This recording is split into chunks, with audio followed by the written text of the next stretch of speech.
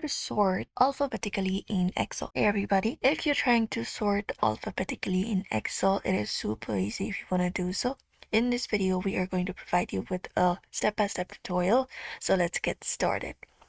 We can start by going to our Excel file that is maybe like this, something like this. And what we can do is we can select the row or the column that we want to sort. For example, name, this column right here. Now you can just go and select the row or the column, and once you've done that, you can go to the data tab in the top of the screen, and we can select this option of sort, and you can click on this option called sort at A to Z. So you can select this option and you can see it's now alphabetically changed. For ascending order, you can do it.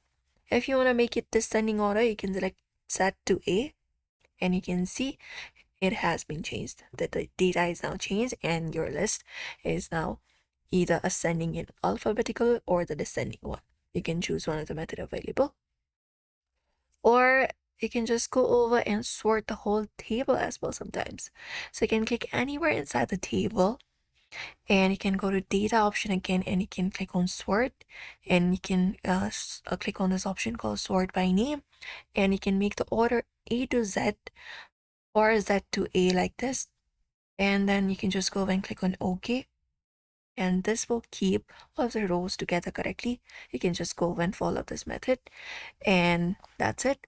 Usually this is very easy. If you want to sort it out, you can just go and select the data and go to data option and click on the sort option and filter it out, and it will give you the alphabetical order that you may be looking for.